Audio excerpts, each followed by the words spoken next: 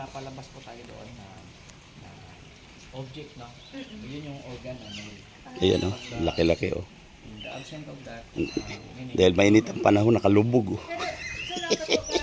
Ayan, oh. Yan, sa ilalim ng tubig, oh. Ayan, oh. Ayan, ayan. Ayan.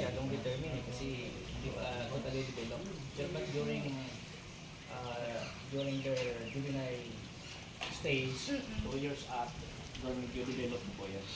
Tapos ganyan na po siya, parang tinitigan po ang babae. Opo, doon na natin sa tinitingnan para ma-confirm talaga kung ano ba.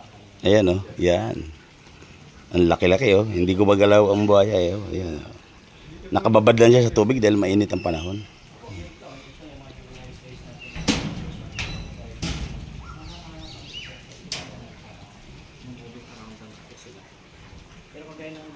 Oh, yan. Oh. Ito naman iba ang sizes niya, oh. Pero marami na sila diyan, oh. Oh, ayan, oh, ayan, oh. Pagalaw-galaw na sila, oh, pa-swimming, oh, ayan. Oh. Sir Dong, may ilang taon itong edad ditong gumagapang na ito? Ito sir, more than 3 years na po. Ah, more than 3 years. So pag mga ganyan na kalalaki, nililipat na ng pan, iba na, dito na nilalagay.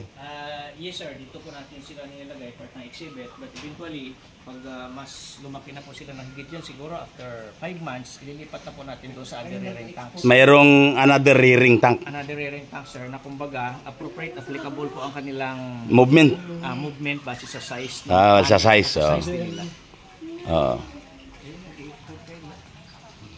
Sa atin sir, ang authority po natin ay live dispersal.